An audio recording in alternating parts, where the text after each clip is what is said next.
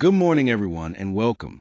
Today, I'm excited to take you through a comprehensive overview of the 7 stages of the assessment cycle. We'll explore a systematic approach that covers everything from planning and designing assessments to analyzing results and making continuous improvements.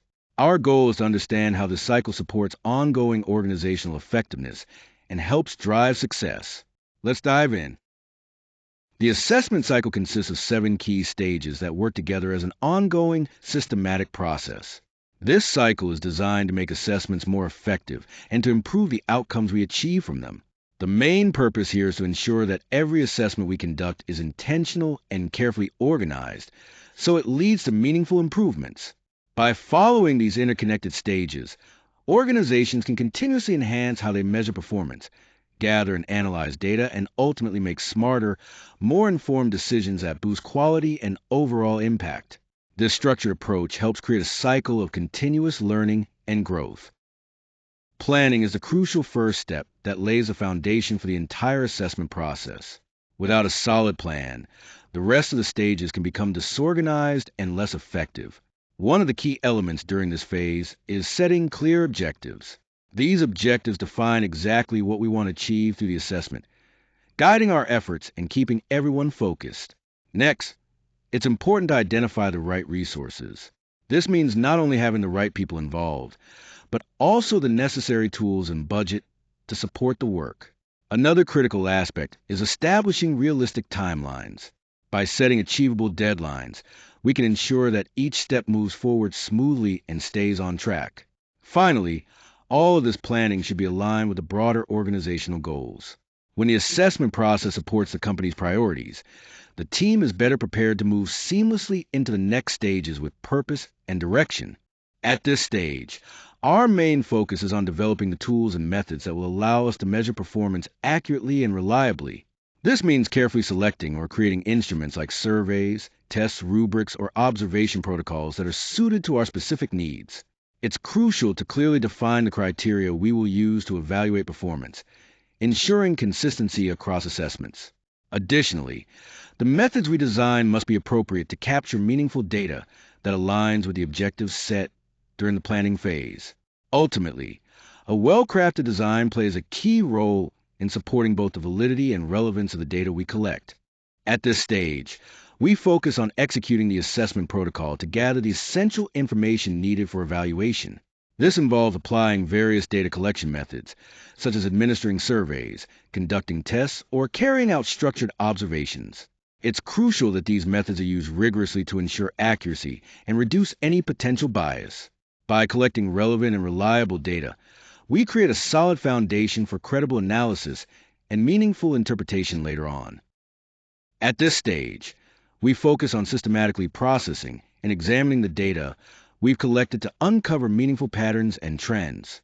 This involves applying various analytical methods, such as statistical analysis, to quantify relationships, qualitative reviews to interpret nuanced information, or comparative studies to benchmark findings. The goal here is to transform raw data into clear, understandable formats that reveal both strengths and areas where improvements can be made. By highlighting these key insights, we provide a solid evidence base that supports informed and confident decision-making moving forward. Now, in Stage 5, we focus on interpretation, which means making sense of the data we've analyzed to draw meaningful conclusions. It's not enough to just have numbers or findings. We need to connect these results back to our original objectives and consider the context in which the data was collected. This helps us understand the bigger picture. One of the key things here is answering the "so what" question. Basically, what do these results tell us about performance or outcomes? Finally, accurate interpretation is crucial because it informs stakeholders and helps guide improvement strategies and future evaluations. This stage transforms raw data into actionable insights. When it comes to reporting, our main purpose is to communicate the findings, conclusions, and recommendations to the relevant stakeholders. This ensures everyone involved understands the outcomes and can make informed decisions. Effective reports need to be clear and concise, but also tailored specifically to the audience's needs, so the information is accessible and meaningful to them.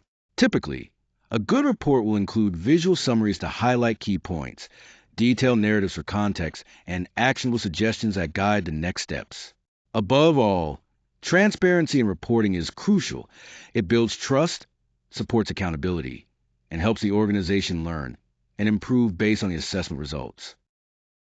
At this final stage, we focus on using the results from our assessments to make meaningful changes and improvements.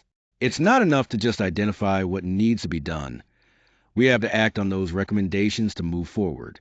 We closely monitor our progress toward the established goals, keeping a sharp eye on any gaps that may arise so we can address them promptly. Most importantly, this stage helps us establish the continuous feedback loop. By refining our processes based on what we've learned, we create a cycle of ongoing improvement that drives better performance and outcomes over time. This continuous follow-up is what truly turns assessment into lasting growth. The 7 stages of the assessment cycle represent a dynamic and ongoing process designed to drive continuous improvement.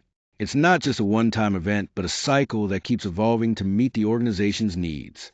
By systematically moving through each stage, planning, designing, collecting, analyzing, interpreting, reporting, and following up, organizations establish a structured method that enhances the overall quality of their assessments.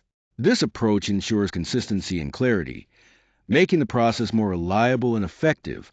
Importantly, this cycle doesn't just improve current results. It also builds the organization's capacity for future evaluations.